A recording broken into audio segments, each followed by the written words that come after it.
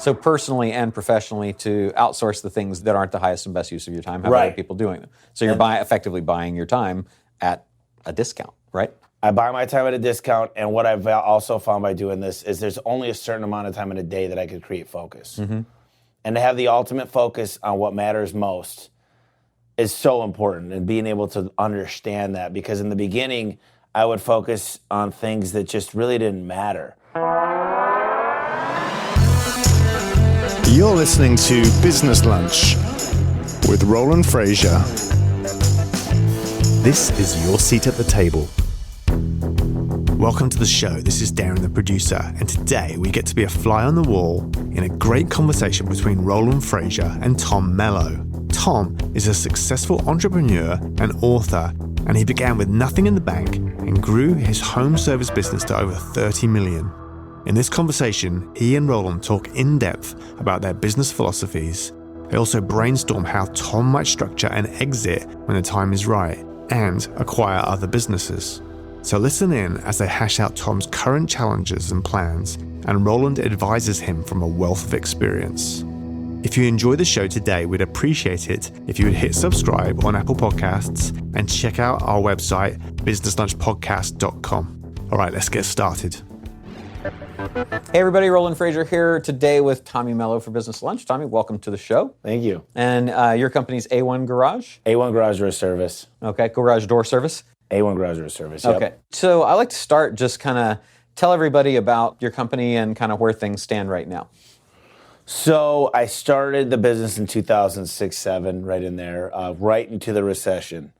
And it was just me and another guy in 2010. We went our separate ways, but we're still best friends. Okay. And it was like your typical story of, we thought we were going to go out there and make a bunch of money. We didn't know much about advertising, paying taxes. So we made every mistake in the book. What was the business exactly? We fixed garage doors, we repaired them. I had a landscaping company, and at the time I was also bartending. Okay. So never had money issues, but really worked in the business instead of on the business. And in 2012, I went ahead and got my master's degree from U of A. Okay. And the degree was really worth its weight in paper, but I met a lot of people. Okay. So because I wasn't planning on moving up the corporate ladder, I learned all about search engine optimization, pay-per-click, about getting into a good group that motivates each other and really try to drive each other forward. So now A1 is going to do between 35 and 40 million this year, depending on if this acquisition is a small company. Mm-hmm. So we've got that going, and then I do a lot with lead generation, really. And really, I wrote the book, The Home Service Millionaire. It's right around 15,000 books sold. Nice. Doing pretty well on Audible. So that book's how I went from $50,000 in debt to a $30 million plus company. And it's all about key performance indicators, learning how to buy companies. That's kind of a nutshell of where I'm at today. So you started with nothing, right? Yeah. And then you and a buddy went into business, but you got out of business together and are still friends, which is something not a lot of people manage to do. It's pretty cool. Tell me about that. So when you were first getting started, and it sounded like you had bartending, you had a landscape business, and then you did the garage thing. How did you decide what to do? Or well, and as an entrepreneur, we all face the same problem. We're always like, yes, yes, yes, opportunity, opportunity, opportunity. And sometimes we have a hard time channeling our energy and really focusing on that one big thing. One time, a good mentor of mine, I always said, put my eggs in a lot of baskets, right? Just in case they fall. Mm-hmm. He said, could you imagine if you put them all into one for 1 year? Right. It'll overfill into other baskets. Right.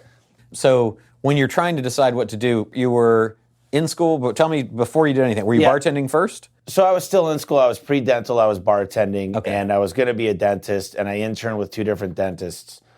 And the reason I wanted to be a dentist is I figured work the least amount of time to make the most amount of money and get to see kids. But I didn't realize at the same time that even a dentist is just a business. There's advertising. There's debt you go into. So at that point, I was like, I need to learn more. Okay. I need to start reading books. And I started reading a lot. And I don't have a PhD or anything. We got the master's degree in business, but... Was there any of those books that you found to be particularly helpful? Oh, yeah. Yeah. So I'll go through a little bit, just 5 quick ones. Obviously, Rich Dad, Poor Dad was a staple for me about not thinking about your traditional school to make money. I'd say the 2 books that were given to me that said, these will change your life in the home service space was The E-Myth Revisited by Michael Gerber and then The Ultimate Sales Machine by Chet Holmes. Okay, nice. So those 2 books, and then obviously if I had to tell you my favorite book is How to Win Friends and Influence People. Dale Carnegie. Nice. Napoleon Hill. Think and Grow Rich. Yep. And then what else other books? I'm like a book.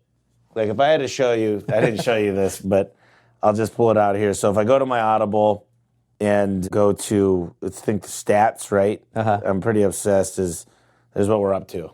$7.79. Nice. That's awesome. I love it. And then I got my shelves of books because I showed him some of the ones I'm working on out there, like Dan Kennedy's books. Don't you hate it when they're not on Audible? Like, I do. It's Audible makes it so easy, and I'll find one I want to read, and then exactly. And do you listen at a higher speed than normal? So my book right now, I just was telling him, you might be able to hear it in the mic. Recently, I needed to find a new dentist. I'm very picky about who works on my teeth. This is my book. So I called around to about 12 different offices. Unimpressed. So That's great. That's at 1.75. Nice. That's great. Yeah. I go between 2 and 2.5 depending on the author who's reading it. And where the audio clips, right? Because sometimes then it goes so fast that you can, and then it's like, okay, all right, I can't understand that. That's really cool. So you had started then thinking that you wanted to be an entrepreneur? Like at that point you were going to do the dentist thing? Yeah, I knew I wanted my own business. My dad had his own business. He did transmissions when I was a kid. So I liked that he worked really, really hard though. If people think getting into business is like, I'm a great employee, I should be doing this for myself, I could tell you that the stats are, if there was 1,000 businesses today, that only 4 of them would reach 8 figures. I mean, the stats are alarmingly low for success as an entrepreneur. Mm-hmm. That's why you got to keep going back and going over again. But one thing I'd warn people, if you don't have a lot of money saved up, don't go into business off a huge loan. Mm-hmm. Actually have a plan as you're an employee to save that money up, because a lot of times you go, I don't have enough, but then you'll hit that really first good month. And then you spend it. And the first mistake I see, Roland, is they go out and they buy a second mortgage or a boat or something they've always wanted. Mm-hmm. And now they're driving that car they've always wanted. Usually they're still at a rented the house. Mm-hmm. And then they simply have a bad week or month. And then they get into feast or famine. Yeah. And that's when it all goes to hell. Yeah. And those are the biggest things. And I see this happen over and over. People are like, how do you do it so fast? And I'm like, it's simple. People, process, and I'm not Marcus Lamone, people, process, technology. Okay. Because technology is a big piece. I believe in product, but I'm not a manufacturing company, so I don't really manufacture a lot of doors ourselves. So my thing is the people, but the process dictates the people, right? If you get a good way of getting the people in, drug test, background check, checking references, putting them through a DISC assessment, really understanding if these people are going to make it, and run them through the ringer, like Dave Ramsey says, bring their significant other out to dinner, look in their car when you walk them out, ask them if they smoke cigarettes, because if they're smoking all the time, that turns off customers. I heard an interesting one just today. I was listening to a great book called Necessary Endings, and the guy was saying, he was advising a friend of his, and he said, if your daughter was going to get married and the prospective husband was coming to you to ask for her hand, what would you ask him to be sure that it was going to be good? And the guy told him, he said, I'd ask for a credit report and a tax return. And he's like, what? Oh, yeah. And he said, I'd ask for a credit report and tax return, and I'd ask for a credit report and tax return for a prospective employee that was going to be a high-level employee, too, because the credit report shows that you'll follow through on your commitments, right? I like that. I was like, that's actually pretty good. It's definitely a leading indicator to show, and a lagging indicator, right, to show whether you will be likely to follow through on your commitments in the job and in a marriage. If you think about it, too, it's like if you get somebody, my wife, her ex-husband, when they got together, had this huge tax thing. So like he brought into the marriage all this stuff that was kind of like a surprise to her. Right. And the other thing was the tax return. And the tax return, he said, you could black out all the numbers. I don't want to see the numbers. I only care that they did them, because that's an important thing to show. I was just like, that's pretty cool. That is really, really good. I just like to take notes too. Yeah. The big thing that I see is when I go to church or wherever I go, you watch these people, they're taking notes. And it's really cool. They're taking notes and you're excited about it. But then I see, how much notes do these people have? When do they take the time to reflect at their notes and actually put them into use? Like, do they put them on the calendar? So when we put a credit card and tax return, like the first thing I'm going to do is put this in to one of my things on my recruiting, because I feel like recruiting is the biggest mistake. Is you hire the wrong people. And who's the guy? Tony Robbins.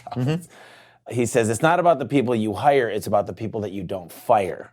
And I think that that's true. A lot of times we keep these cancers. I was on the phone earlier with one of my managers, and I'm like, we really got to make sure that we're keeping the right people that believe, that are happy.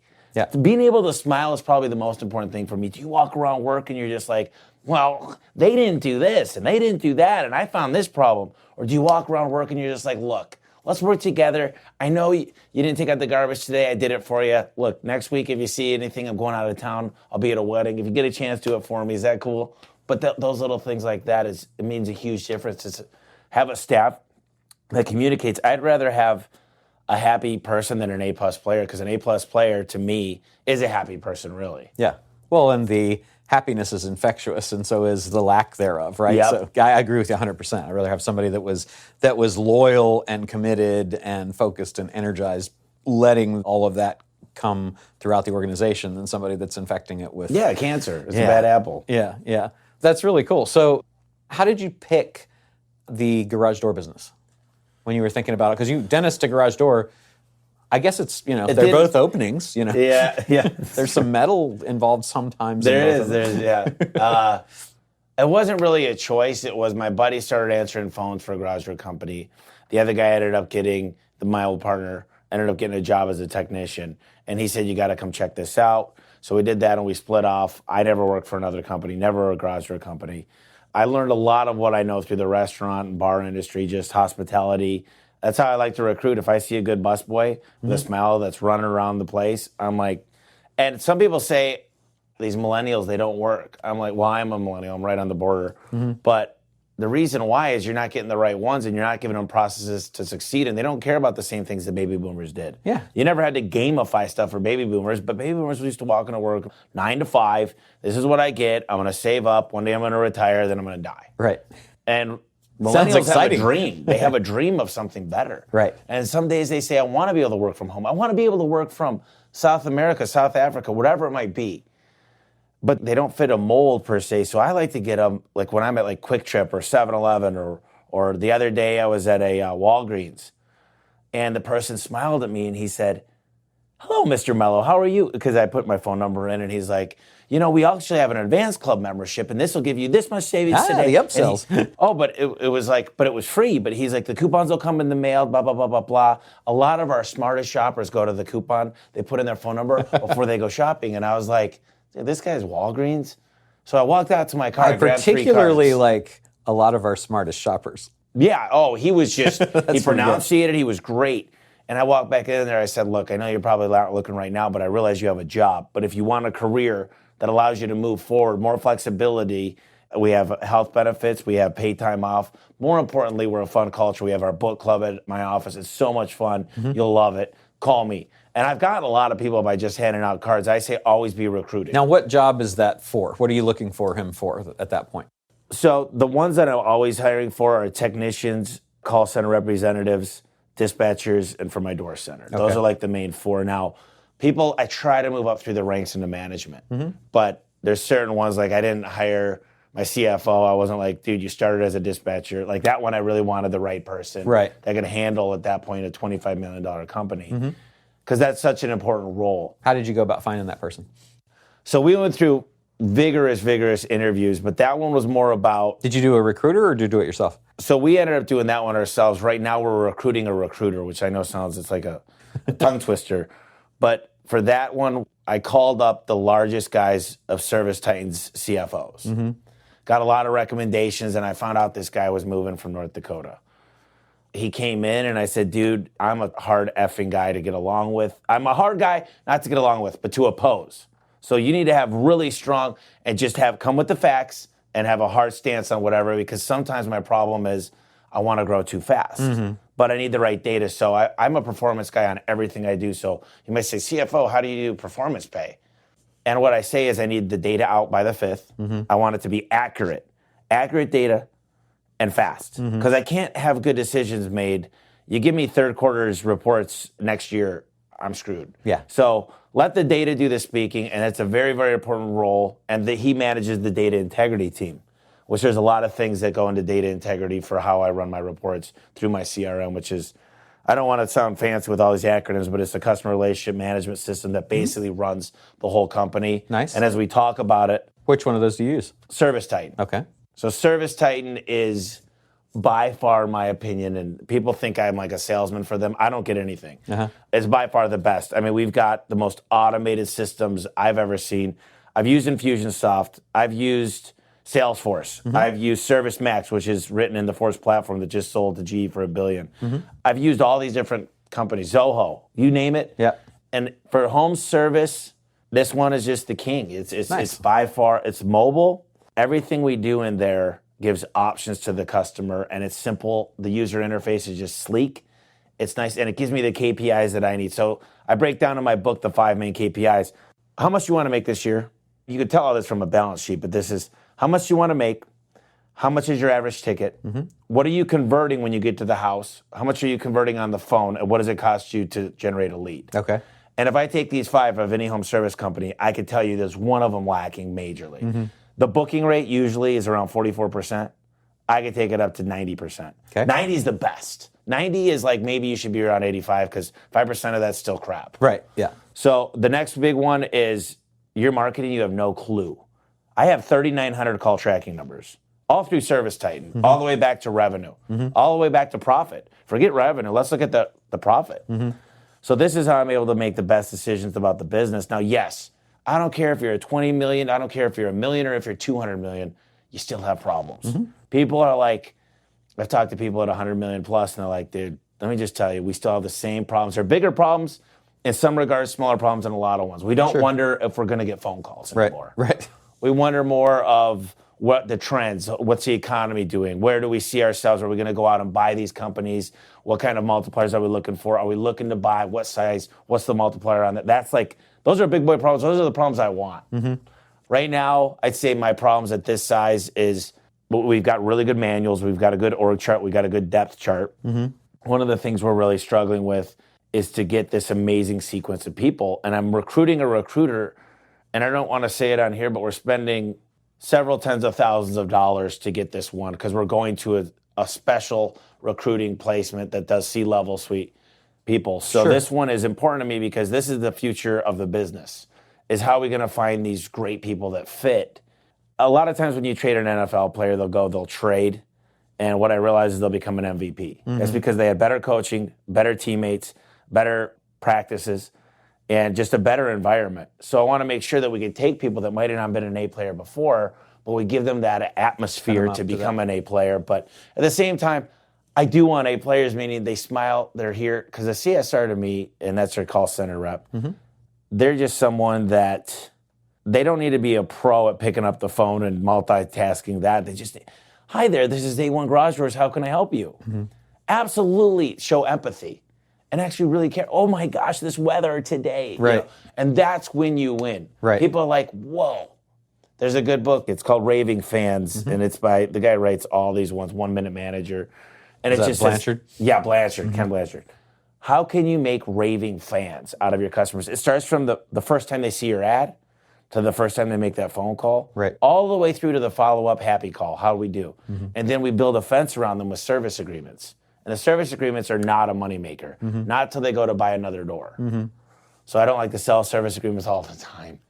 So just so we can help people who are listening, because a lot of people, I think, that haven't gotten to the level that you're at would want to know a little bit about the progress and the challenges along the way. So you started, and you've got your business in Phoenix, is I think where you started, right? Yeah. And so you open that, and then you're running ads, you've got your KPIs, you're building a business.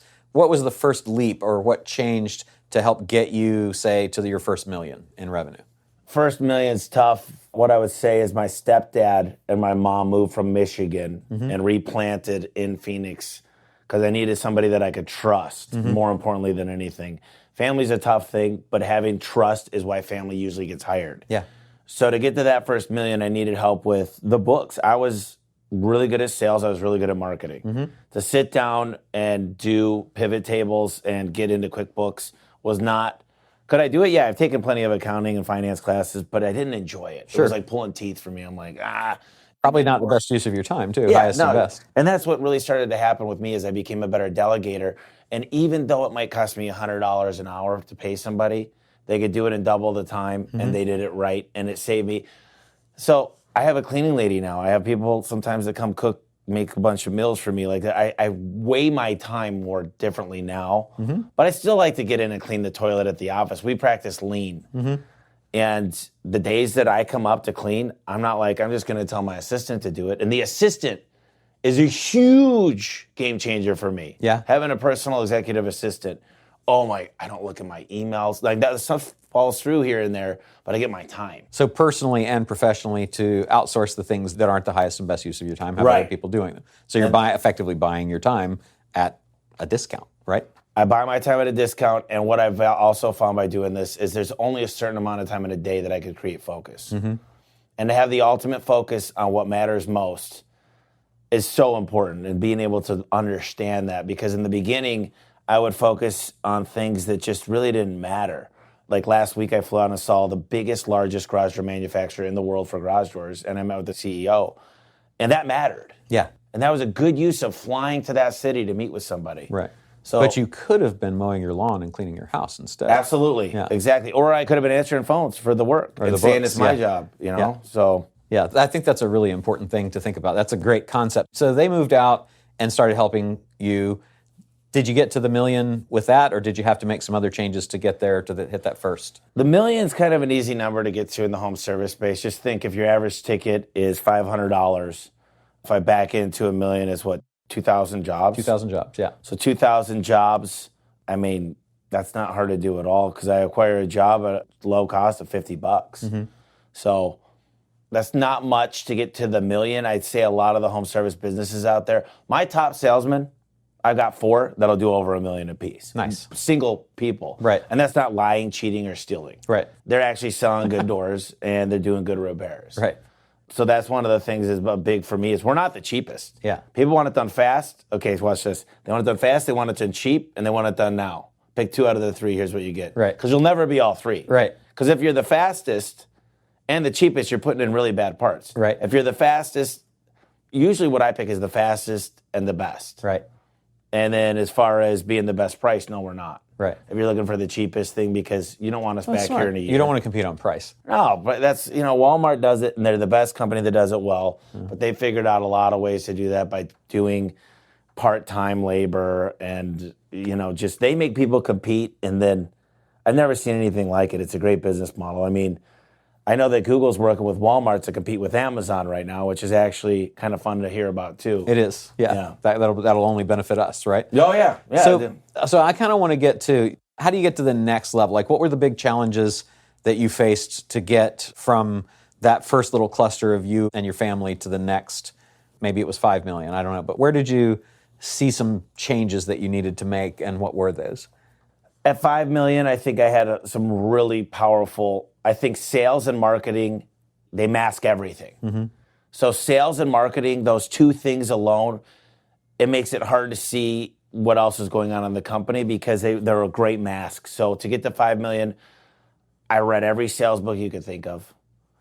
And I was doing SEO. I was at my master's program, kind of greasy, walking up there, after fixing 5 garages, kind of smelly, and just building backlinks, working on citation sites, asking customers to leave reviews. I was doing video testimonials way before camera phones even came out. So, I mean, they were in their garage.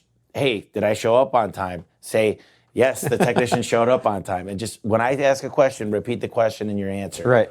So we went through that process. So to get to 5 to 10, I think it was sales and marketing and just becoming a student. Okay. A full-time student. I mean, not just at school, but I was reading, I was interviewing, I was flying to places who I wanted to be like. So was that just kind of a grind it out, or was there a big breakthrough or something that you could remember that really helped? It was like kind of an aha moment. The CPA said, I've seen guys with you with the burning desire and the passion. Now we just got to get you with the ammunition. Okay. So he gave me a book, and every time I remember The Richest Man in Babylon. I mean, he gave me a book, and then he'd come back and give me another book, and then he'd give me another book. That's the first one he said is the E-Myth. Yeah. And because he only has 10 clients now, he said, I love you. I want to hang out with you. I want to see you grow. You trust me. I trust you. I want to keep you as a client. I was in the fetal stages of the business, and I still consider myself in the small stages of where I'm going. But so he was a big mentor for me. Okay. And just a couple other people took me under their wing and said, look, we've never met anybody that has this much fun working like we do. So mentors really kind of just mentors helping helped a lot, and then being able to shift my focus and say bartending is not the number one thing. Right. Landscaping, I sold that business. I mean, there was a time where I used to buy and sell Bowflexes. I'd buy them in Craigslist, sell them in Arizona Republic. There's a time I had over 25 Bowflexes in my backyard. I would make $500 a pop. But I was like, today's not the day that I'm going to go pick them up and sell them. It's hard to turn away money. It's like, which money should you take? Right. And that's the biggest problem with serial entrepreneurs is I just made $500,000 this year doing this. Well, you passed up $50 million. Right, exactly. And it's hard to know because money's money, profit's profit. If you have fun doing it, it's hard to say where your opportunity costs lie. But that's what got me to like 10 or 12. Okay. And then the next step was getting Adam, who's my general manager. And I can't say he's better than my stepdad. I think my stepdad was more on his way out than he was ready to go back up. Okay.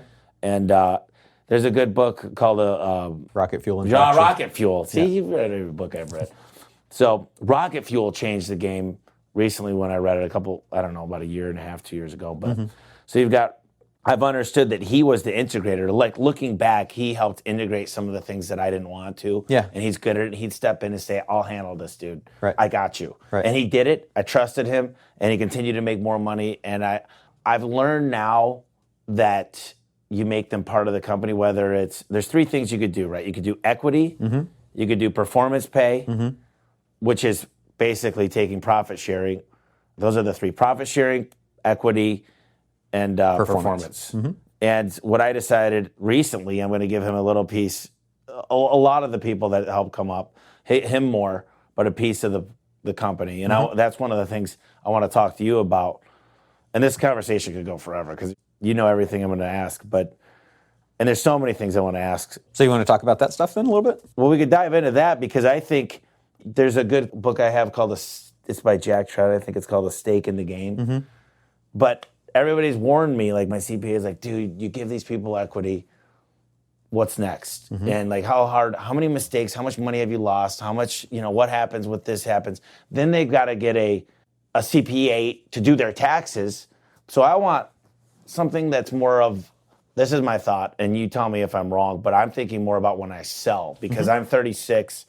I don't know if I should say this, but I don't know if I do want to be in this business in the home service, but I'd like to get that first cash, that buyout. I'd like to have 50, 100, $200 million, because then I know I could go do a lot more, because I've learned the fundamentals. So in my eyes, when I'm always thinking about performance, my CSRs, my dispatchers, my techs, everybody's performance. So when I see this, I'm like, the ultimate goal is to make the highest valuation possible with the largest multiplier. So how would you recommend, obviously, I don't want them to have voting rights at this point. I don't want them to have equity because I don't want to have to talk to them every time I want to expand or whatever needs to happen. So phantom equity was what I was thinking. And then I was also thinking about giving them some type of vesting period. And then I was also thinking of doing it some type of performance based on, as the valuation goes up, of someone like you that could analyze the valuation of what we've done together to raise the valuation and the multiplier. So that's the question I would ask is, how do you see this working, benefiting them, but also benefiting the company more? Yeah, I think all of those things they're all valid ways to go, and a lot of it is just desire. I think keeping as much of the equity as you can to start is important, because when you add shareholders, they have rights, and they may constrain your ability to do some of the things that you would want to do. So not giving up those, if you don't need money. And I don't right now. That's not about money at all. And so we're just talking about motivating the people. Motivating the C-suite. Yeah, then there's lots of ways to do that. Certainly a vesting period, so that there's a period of time before they, usually it's temporal and performance vesting, right? So there's a time period and there's a performance thing. And so what's the performance that will maximize the value that you desire to maximize the most is the thing to say. So if it's valuation, then you can have some sort of vesting that is based on that. For even you can do vesting of your phantom equity, right? So you can mix and match all of these things. They're just tools. So what drives those people? Number one, that's going to cause them to be motivated to do the things that you want to do. Number two, identify what are the specific things, the levers that you can pull or that they can actually affect that will cause you to want to share some of the gains with them. And then what happens if they if they underperform too, how does that work? Or if they leave the company, because if somebody leaves the company, they're no longer adding the value. You don't want to have to cash them out. Right. So that could get expensive. Yeah. So for us, what we've kind of landed on is that there is performance-based pay, which covers the money. And the only people that would participate in any kind of exit would be the people who actually impact directly the value of the exit. Because you can always, like we've exited 3 companies in the last 12 months, right? And we bonus people that we don't have to bonus, because you can always do that. And so you can be generous, but not be required to be generous. To me, Right. that's the thing. I don't want to be legally bound to that. So for everybody, to me, that's under the C-suite, for sure, it's going to be, look, I pay you what I pay you performance, that's what you get. There isn't any equity because you're not impacting that. You're already paid 100%. Yeah. Right? So motivating them that way with their comp, the benefits, the culture, and performance pay, to me, is the way you take care of those. Now you get up to the C-suite, and all of them come in and want something, but once again, it's going to be, well, what's market for you? And if I'm paying you market already, then I'm not just going to... That's what's tough about a garage door company. You don't look at typical garage door companies and you're like, ooh, the vice president, the CFO. Like, one of the smartest things I've heard is you got your tax guy, you got your general manager, and you got your door manager. Don't give them fancy titles. Agreed. Because they start looking it up. Yeah, so that's a really good point. And so we're really, really hesitant to give somebody, for example, a vice president title. We have people that we've moved up, and we call them general managers. And the general manager position is whatever the general manager position is, but Right. they don't get that C-suite-itis, right? But when you're getting to the point where you are, I think it makes sense that you have, and I think it makes sense for you to remain the CEO, as long as you understand that the real job of the CEO is outward-facing, not inward-facing. The CEO should be dealing with finance and shareholders and, how do I do acquisitions and that kind of Right. stuff. And your COO is really the Operations person that's inside. inside running the company. And so you've got that, and then you don't really, at that level, to me, you don't need to give out other C titles like CMO and things Yeah. like that, right? Chief Marketing. And it sounds like you're probably doing a lot I'm of the that stuff marketing right guy. now. I got a good team, though. Yeah. Yeah. So as long as you identify that performance-based compensation, then it's who gets to participate in the other. You've got people like Sarah Blakely that still own 100% of their company, even though it's a multi-billion-dollar company, right? You can do that, and that's the way I lean. I'm not big on giving away the equity because I've seen too many challenges with it. But it's just a philosophy. So you have to decide, do I want to do that or not? And if I don't want to give away the equity because I want to participate in that, you can still have phantom equity. You can still have, so that they're participating in the event. There's no rights, but... That's what I like, is the phantom. That's Yeah. the only thing I'm interested in. Yeah, so they're participating in the comp as if they owned it in terms of distributions, if distributions are made, and in the event of the exit, they can participate or not with phantom equity, right? It's all how you do it. It's all Yeah. People forget, all this stuff is just contracts. So you're only limited by your creativity and how you can motivate the people. So if you wanted to determine what is going to be the biggest driver of valuation increase in the company going forward, then I would identify that, and whatever you decide that is, how does that tie to the activities of the specific people that you would want to give that phantom equity to? And then their vesting of the phantom equity should be directly tied to whether or not they're increasing the valuation. So it shouldn't just be, I'm going to give you this. It shouldn't be, I'm going to give you this and invest it over a period of time. It should be, I'm going to give you this in the event. The opportunity to earn this. Yes. And so then the specific KPIs of what determines whether you earn that or not, that's what has to be identified based on the value drivers. So for each of the people that you're thinking about doing that with, let's say it's operations. Well, the operations guy is not necessarily going to grow sales.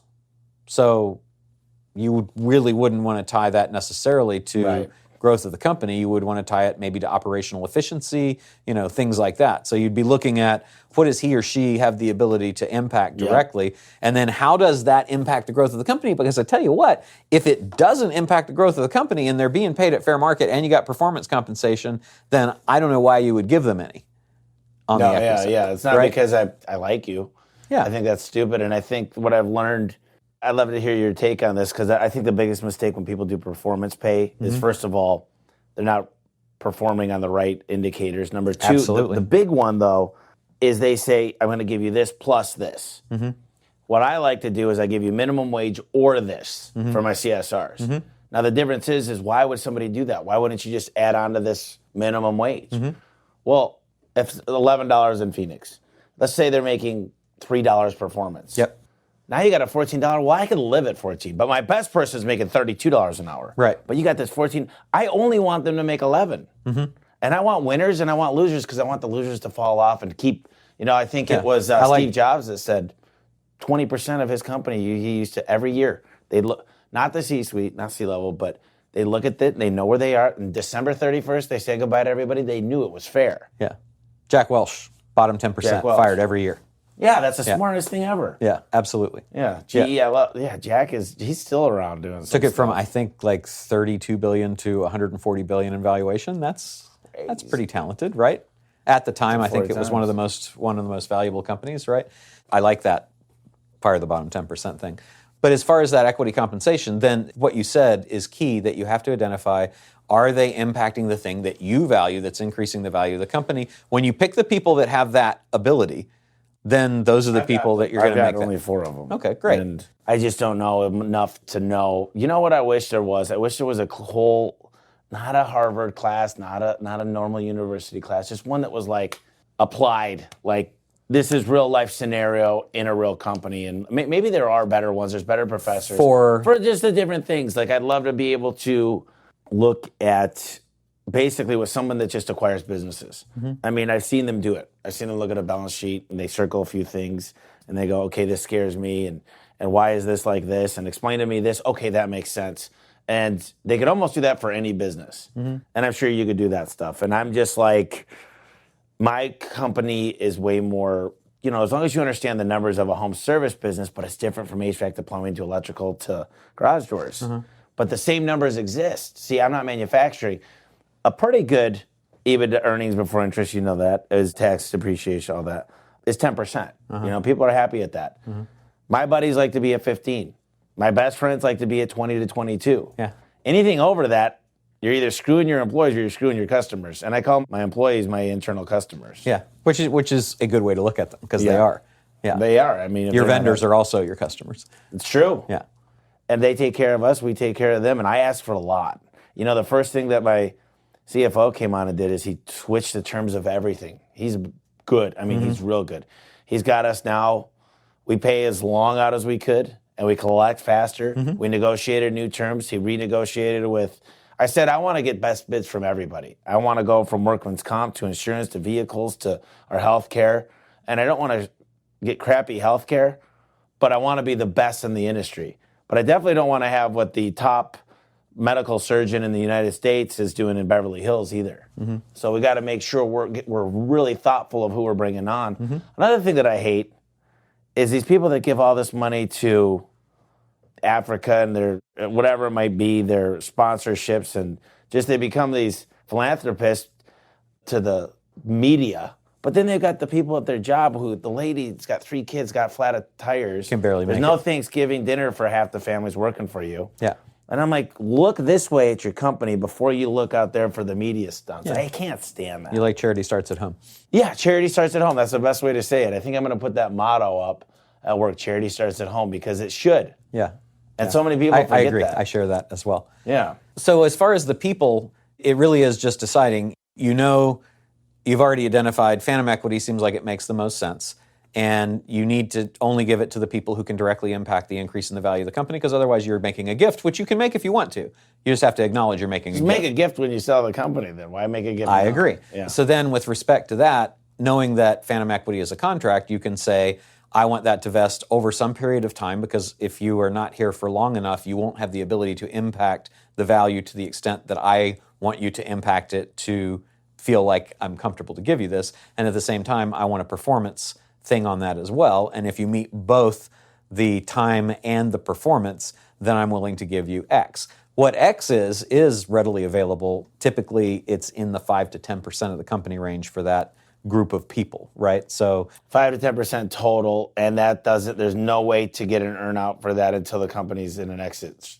correct, yeah. So if they quit and they've earned that, you're still waiting for us to sell. Yes, or you can have the right, which would be wise to build in, to buy them out based on a valuation formula that you set in the contract. Because I like that. Yeah, because that's huge. Otherwise you're stuck with let's go litigate valuation. You hire an appraiser, I hire an appraiser, and then so on and so forth, right? Yeah, that's smart. So with that question, you set your valuation up of how you're going to evaluate it. You could buy them out at that earlier point. Now, I've heard two theories. One of them is grow organically because you're buying other people's messes. Obviously, like the Richard Gere movie, Pretty Women. Mm-hmm. My thought process, and this is what the best guys are telling me in the industry, the best movers and shakers, they're in the HVAC, plumbing, electrical. Like, they're trying to do what they've done. We're in like the 1980s for garage doors. Mm-hmm. Like, I could count the companies over 10 million on my left hand. And most of them are 80% new doors, 20% service. Well, I'll tell you what, that's super recession, like unproof. Like that's gonna drop dramatically. Mm-hmm. So when you're a service-based business like we are, we're not recession-proof, but a lot more than just all these new fancy doors because my house is getting worth more and more money. It pays for itself. And garage doors make 102% ROI when you sell the home. So I'd like to know how to buy out businesses, and this is what they've told me, but I'd love to hear your thought on it, is they say, get an owner that wants to sell. Get somebody that's getting a lot of phone calls already, not doing a ton of marketing, and that you can kind of go in and they've got some good employees, but you can make it better. But they said don't give them anything down. Give them anywhere from 3 to 7% for the next 2 years of revenue. Now, the key is what's in it for them is you're going to go in there, you're going to fix them, you're going to increase that bottom line to be able to put more money into marketing you might do 400% by the second year of what they're at. So they had a $1 million company, you're giving them 5%, you're giving them $50,000. You're getting them $4 million the next year, now you're getting them $200,000. So what do you recommend is the best play to buy without having to raise capital? Well, that's funny you should ask. So you were saying you wish there was a course. I teach a 2-day intensive called Leverage, Exit, Grow, Scale. That's exactly all that stuff, right? Including 23 ways to buy companies with no money down. So I guess I got to take that course. I happen to know quite a bit about that because we do it all the time.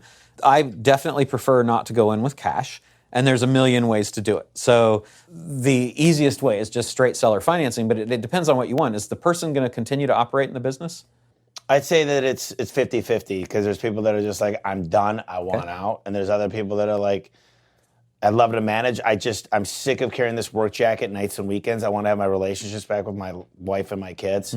So interesting thing about those people is that the amount of time they're going to focus on the business is going to drop significantly the moment that you come in. That's true. Right. Which might be a good thing because I don't want them. The thing I see about these small companies is their time management skills are so poor. Can you go in and I could help train you how to fix a garage door, but to teach you sales, eye contact, tone of voice, actually how to have confidence when you say price and not flicker, that's hard to teach. So to teach a guy time management that's never had it for the last 45 years, it's tough. So you come in and buy the business. So let's look at two of those things.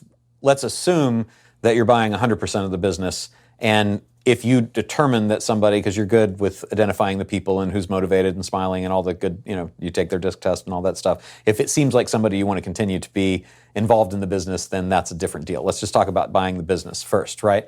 So if you're going to buy the business, then there's lots of ways to do that. Typically, seller financing is the easiest.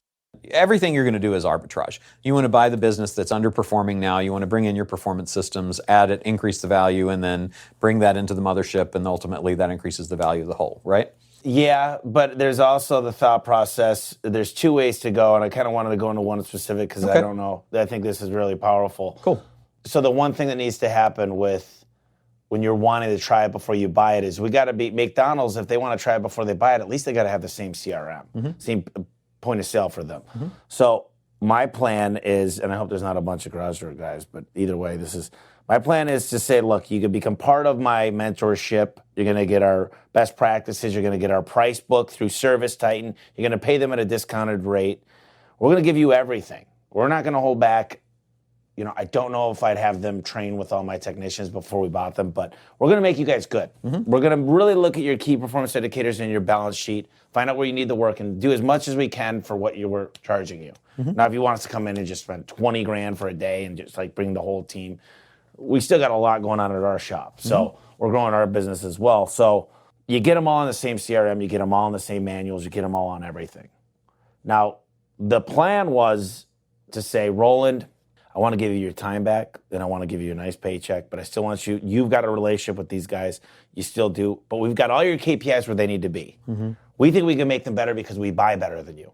I couldn't get you the same discount we pay for Valpak Money Mailer or to the vendors because we're bigger. Right. So we're going to bring that to the game plus our discounts with our CRM plus this, plus this, plus this. We're going to take away all these things you have to do like taxes and answering phones at nights and all this stuff. So basically, I want to give you a paycheck today. I want to allow you to buy back in at 40% max. I want you to be the operator still in this market. And I want to give you a piece of the new company by the buy-in or not. So I'm basically giving them a smaller piece of a bigger company. I'm giving them a nice payout and I'm giving them a good job. But I can do this and create $500 million really, really quick. Sure. Especially with the way that we'll grow that, right? But we're buying it. Is it shooting ourselves in the foot by buying it after we fix them? Yes, unless you've agreed on the price in advance. So that would be an option. But isn't it nice to try it before you buy it and say, man, you guys are starting to hit our stuff. You got good guys. Yeah, but you can do both, right? That's the beauty of an option. So you have a lot of different things that you can do, and some of the tools would be an option. So you're saying, hey, I'm willing to buy the business. Let's negotiate the price now and give me an option on the business. And in the meantime, I will bring some of these benefits and cost savings to you. So what's in it for them is the thing, right? Yeah, so, what's in it for them? So your option price, you could also say, I want to do a baseline deal with an option. So we're going to basically say that right now your company is making X. I'm going to bring in significant additional value. I will come in and bring that value at my expense during this time, and I'll take all of the 100% of the revenue in addition to what you're already making now, so you're not losing anything. I will guarantee that if you do what you were doing before, you will at least get what you were getting before. And what this really acts as is my due diligence period to determine if it's something that we're going to buy or not, because I'm not sure if it's a fit until I do that. So because that's the way I want to do it, is say, how do we eliminate all risk for them, not come out of pocket anything on our side, and then have all of the upside benefit available to us? Under that deal, that's where you would be. So in this scenario, a lot of these guys have Home Depot accounts, which is crap, and they think it's worth something. A lot of them have their commercial division. So there's a $2 million owner-operator who does Home Depot, which is a completely different game because you're taking pennies to do this. And here's the thing, real quick. Home Depot, you got the customer, Home Depot, the vendor, and us. We always get blamed for everything, so there's that. The second thing is commercial's a different ballgame. Commercial, you got a separate truck, separate pay grade, separate insurance. Do you care about commercial? I don't do any commercial. Right. Net 90, you're not going to pay me for 90 days if you go out of business in that time. And then if the plumber makes a mistake, then there's so many issues. So that's cool, though, because you're going to say, right now, take those companies that are still yours. Absolutely, yeah. So I'm only looking at just this piece. Correct. Only buy the thing you want. And I only am talking about if I want to buy you, but there's got to be some type of upside other than, let's just say they're doing $1 million and they're How long does it take you to determine if it's a fit? Well, it's a fit no matter what. If they tell me and they could prove that they're getting 10 phone calls a day. Okay. So you need to verify that. So that's why I like calling it due diligence. I don't really, the only advantages that I could tell you is if I saw 4 weeks worth of technician performance and felt like I could increase it and knew how many calls that were unrelated to advertising came in. Okay. There's companies out there for 35, 40 years. Walk me through this, though. So I've got a business right now, and you're interested in doing this deal with me. I'm the owner of the business, right? I'm interested. You're interested in buying the company. Tell me how that works. So what I would do is I'd come in. I'd want to see 3 years of tax forms. I want to confirm what you make. I'd like to see your marketing. I definitely want to understand your website. I need to access your analytics because I feel like that's one of the biggest places we could impact. I want to look at your reviews. I'm going to do an internal audit of everything. Okay. And what I'm going to do is really come in and I'm going to get you on some simple processes just to understand. I need to get you on call cap to understand your booking rate because I need to know if there's a big upside to my call center. So this is probably going to be a 2-month process for you to get the paperwork. You probably have 2 sets of books if you're like most small business owners. Yep. One is the real set, one is the one you give to the government. Right. Come up with that, and it needs to be factual. And I really want to understand what these are on the balance sheet because you're probably paying your daughter's tuition from this business. You're probably paying a lot of items with your wife. I want to understand which ones are really business versus which ones are, I spend a lot of money at the golf course every week. So that's the biggest thing. And then we got to decide on the multiplier. And at your size, you're not worth much more than 2 or 3. Okay. So I'm interested. So what we got to do to get the process started is we got to sign a non-disclosure agreement. And what you share with me is only going to be between you and me, my CFO and my COO, because he's going to help me look at the operations. Well, so all of that so far is straight due diligence. So what's cool about that is if you have a 90-day due diligence period, because typically you've got legal due diligence, financial due diligence, and commercial due diligence, right? CDD, LDD, FDD, right? That's the process when you're buying a company. So a lot of it, I think, would be for you to develop the selling process for these people whose businesses you're looking to acquire to explain and educate them about that, to say... So how does that look like? You've done these deals, so... You know, Roland, here's the thing. How do I know I can't go get more money in the open market?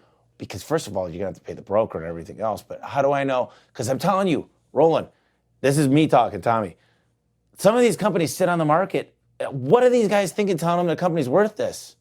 Like they've got 3 employees. They're pulling their hair out. That's why they want to sell. They've got no systems. They're paying themselves $100,000. The company's making 0. To replace you, it's going to cost me 70 to 120. Right. Your company's worth 0. Right. Because you're paying yourself a paycheck. Right. So how do you tell that to them? Because these are the companies that I like because they don't advertise. They get 10 calls a day. They're booking half of them. They've been around forever. So what's the benefit for them? Tell me Tommy, what's the benefit? What's the benefit to me to sell my business? If I'm that guy, my business is 0, I got to pay myself $100,000 a year. Why do I want to do that? Well, the problem is you make $100,000. You deal with problems, but you're still paying yourself $100,000. When you add in all the add backs, you're probably paying yourself $150,000. Right. So to me, that's a dancing bear conversation, right? It's what you are right now is a dancing bear. As long as your business is worth nothing, as long as you're dancing, meaning you're going out and earning the money by fixing the garage doors, and fixing all the problems and taking your phone on the weekends is. At what point do we talk about how much is your time worth? Exactly. So that's what I say. Yes. So that's it. So that's the conversation you have. And when somebody says, "Well, maybe I should go out on the open market and look," and say, "Go look. I'm here right now. What I can tell you is that I'm going to buy a business in this area. If it's not yours, I'm going to buy another one. I'm going to bring all of the full force of my ability to market, all of my under market pricing that I get because I buy in volume, and all of my systems that I'm talking about putting in your business." And I'm going to put them in your competitor that I bought, and I'm going to use it against you. And it's not because I don't like you, and I'll probably put you out of business, but that's just the way it is. If you want to continue to dance and make $100,000 a year, you can do that. But it would seem to me the only reason that we're having this conversation is that you're tired of dancing and that it's time for you to look at how do I build wealth instead of income. If you want to build wealth, I have a path to wealth for you. Here's what it looks like.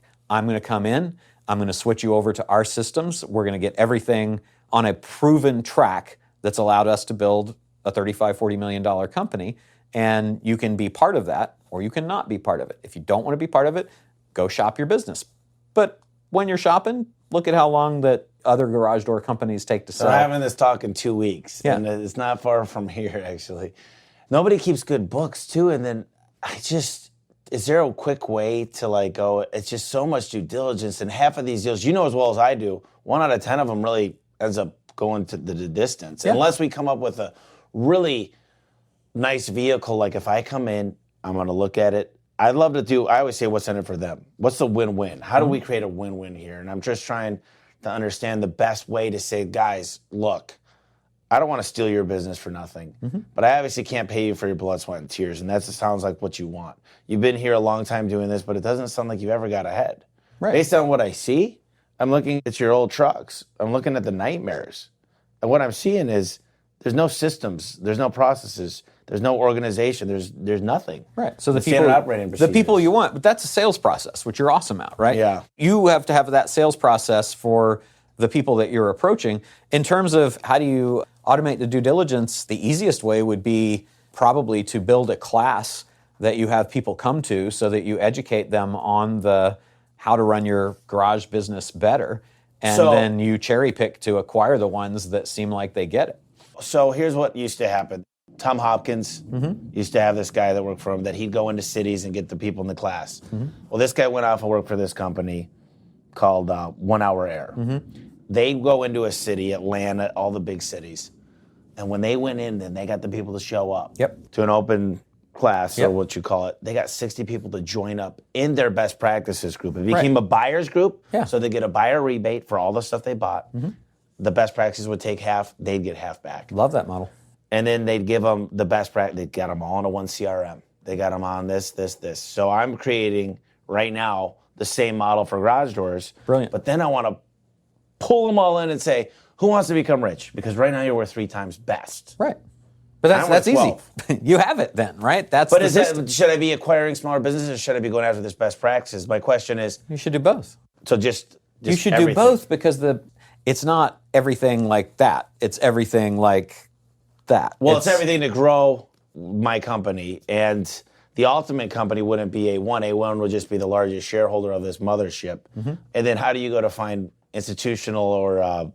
private equity for something like this? If we really were to put... There are existing companies, I can introduce you to them. I mean, that's my world. I know those guys. There are particular companies that buy service businesses or specific types of businesses, and they're strategic buyers and financial buyers and commercial buyers that you would look at. You would typically go out and say, as soon as you get to a certain level where you're ready to sell, and the comps of other sales of similar types of businesses, not necessarily garage door, but other businesses that have similar business models to yours, those comps exist.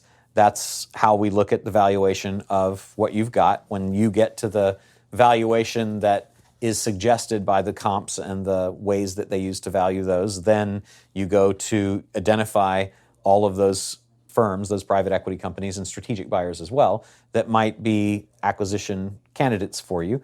And then you typically run an auction. So you go through a process.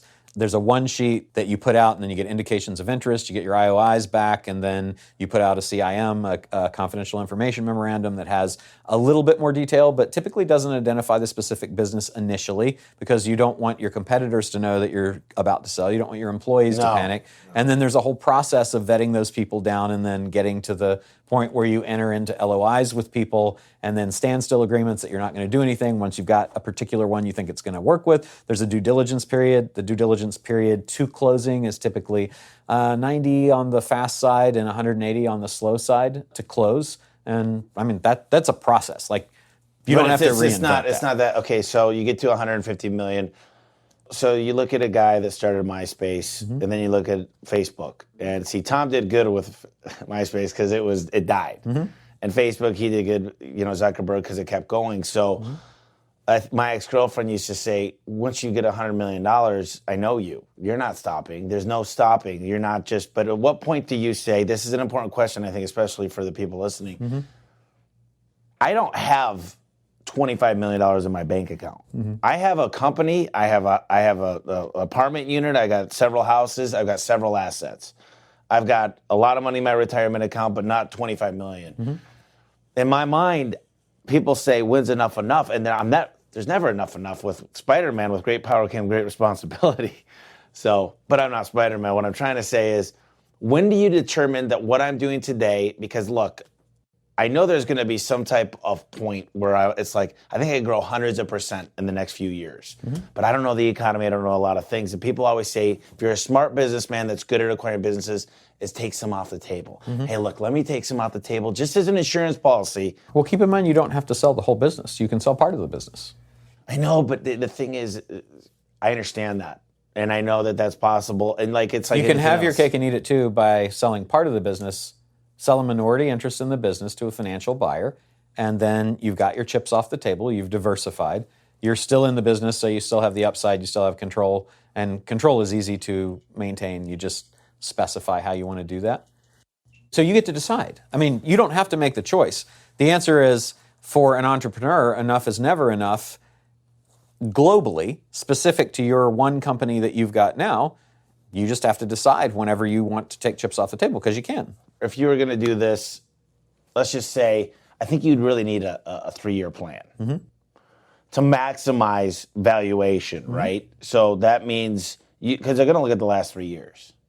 And so do you think a good game plan would say 3 to 5? Do you think you put a target and say 3 years from today, from the day I go? Or do you think you say 3 to 5 years from now, but we're planning on from today to maximizing? I think that's a great goal, absolutely. And it certainly could be done. And then what would you say? Because at what point do you say, man, if I go into this business, because look, you know as well as I do this deal, I get it up to $200 million. I could get paid $25,000 to show up on a 1-hour event. I could go into companies and charge $25,000 a day. I could go do what you guys have done and build a lot of things that's fun and gives me a lot of options. Yeah. And it gives everybody that works for me a lot of options. So at what point do you know, I'm going to focus on this, but now I'm going to open up to new things? I mean, I wrote my book. The podcast is doing great. I'm having fun. And sometimes you just get burnout and you just say, I just want a little change for the day. I want to go and do something different. And that's kind of where I enjoy my business still. And I enjoy growing it, but kind of be cool to have, 30, 40 million in the bank. I don't know. I mean, it would all be in investments. It would go into real estate investments. I'm just saying you can. You can have 30 or 40 million in the bank and still have your business. Right. That's a recap. So you think you just sell? Everybody I've heard of private equity, they want to own more than 50. No, there's recaps. It just depends on the buyer. There are lots of financial buyers that'll just look at it and say, we can get an above market return by going into your company. You've got good, solid financials and a track record, and we believe in the future picture you're painting. We love management. We love the business model. So we'll take 15, 20% of your business. At what point do you say, I don't need money? I can get the money from the bank if I need it. But if I had $100,000, because here's the smartest thing we did. We don't need any inventory. Our manufacturer, we're building integrations into them where their state. Your JIT. Yeah, it's so beautiful because that's the biggest expense to go to a city. So I could go in now, freaking crank the website, get my quality score on a pay-per-click going, get my deals with Valpak going, which I've already got all these deals. I've already got the best multiplier from the manufacturer. I know no matter what, I can make more money than anybody in these cities based on my volume today. I mean, I'm not underestimating I've got one big competitor that's a franchise. Yeah. But their business model isn't exactly like ours. So at what point do you say, look, I just need $3 million and I'll go up to $100 million? Or I could do it naturally and organically. It just takes a little longer. Yeah, well, you can borrow the money. I mean, so I'd go for debt for that. I would not be looking for equity. Equity is the most expensive money you'll ever raise. But equity, though, unless it's strategic. There's plenty of, I mean, if there's some reason for you to do it, but it's still the most expensive. If you're looking for financing, then it's the most expensive money you'll ever take. So you'd go for any way that you possibly could that wasn't that. But there's lots of, I borrowed $2 million from a neighbor for one of our businesses and paid him 10%. For a 3-year interest-only loan. There are people out there, because I don't like banks, because banks come with covenants and banks typically want warrants. So if you go for $3 million from a bank, they're probably going to say, well, you can do a line of credit. Line of credit, they'd probably give you without warrants. But I don't love the banks either because now they own my house. They maybe get a blood test to get a life insurance policy. It's legalized waterboarding is what we call it. They've taken everything that if something were to happen to the business, and I'm okay with that right now because... Well, that was... So you're personally guaranteed on everything? I'm personally guaranteed on everything. So your CFO should be working to get you out of that. That's coming off. It's starting to pop off with things here and there. Perfect. But the reason why is because I bought a $4 million nice building. Yeah. And then I put another $500,000 into that. Sure. But now I've got the ability to scale. I think that's one of the problems people can't scale is they don't have the mothership of a great training facility of just a recruiting. Look at what Gettle did. Gettle's a great model for you. Ken Goodrich. Yeah. He'll be here. I'll be seeing him in 2 weeks. Nice. So what Ken's doing, Ken wants to meet with me, and so what everybody's trying to do is consolidate. And what they're trying to say now is, look, I'm HVAC, plumbing, and electrical, dude. I could have one more thing like this. You know way more. You could take us 5 years in advance. I could hire out a bunch of external guys, but you already got the vendors. You already got, I went and talked at Valpak's national event. Yeah. I've got all these things, and more importantly, I'm plugged in with Service Titan, who all these guys use. Ken Goodrich, all of them. Right. They're all 70, 120, 140 million dollar companies. Shoot. You look at the Wrench Group, they just flipped from 350 million to 850 million within 2.5 years. If you 3 years. So that's the kind of stuff I'm talking. Like, I'm missing the boat here because I'm focusing on good service, this and that, but I'm not focusing on what you know. So that's the difference between being a CEO and a COO, right? The CEO is focusing on those big deals. The COO is working in the business and doing good marketing stuff and all that kind of stuff. Well, I've moved up the ranks, and of course, I'm not going to say I need to be the CEO. I don't believe that. It's not a prideful thing to me. I want to maximize shareholder value as well as with my employees that are going to be part of it. So those strategic relationships, that's the, like, if you want to go faster, then that's the place you have to play. And there's lots of opportunity to do that. And those are just deals to be structured. Those are integrations and those kinds of things. But to go back to your $3 million, just so we round it out for the people that are listening, if you need $3 million, go borrow it.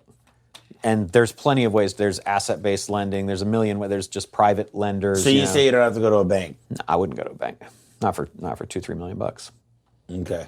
The SBA might be another place to look if you haven't used SBA.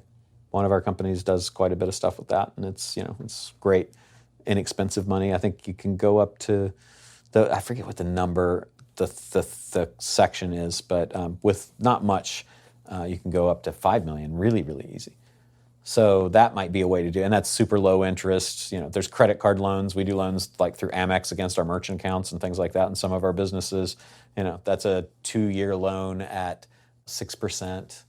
Yeah, the Amex tried to get us too. I just didn't love the percent because you can get loans now at 3%. But how much is the money worth today versus you look at an amortization I don't care what the schedule. money costs. I care what the arbitrage is. Right. So I'll pay 40% on it if I can make 100. Right. Right. Don't care. Happy to make the 60. Want to make as much as I can, but don't spend the time. Why would I ever not put $1 in and get $X out? Right. The answer is never. Okay. So that's the money on that side, and then on the other side, talking about the Gettles and those guys, is there are lots of opportunities there for integrations and partnerships that benefit both of you using other people's networks and other people's assets that would for sure be worth exploring. So the question that I ask all my management, and I've asked a million people this, but not you, which I should have, is I've got this model, go into these cities and get these small people to start expanding the horizon and go, this has never been done before, but you need to join this best practice, you need to do this, you need to do this. Or I go to Gettle, and every other big guy I can walk in and talk to the CEO today. They'll take my call. Guaranteed, a big deal at Service Titan. They see us as a huge opportunity for them. And I say, look, you've got 100,000, I've got 250,000 in my customer database.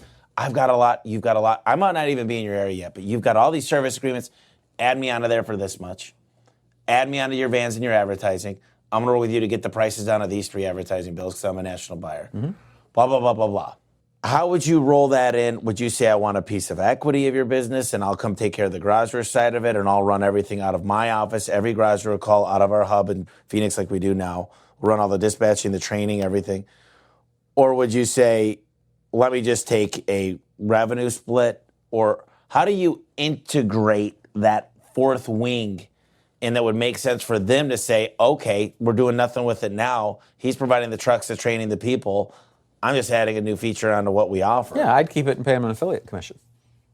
I'd keep the ownership of your company, and I'd pay them income because I'm interested in wealth. That's but basically... now would you say, so just say Gettle. Yeah.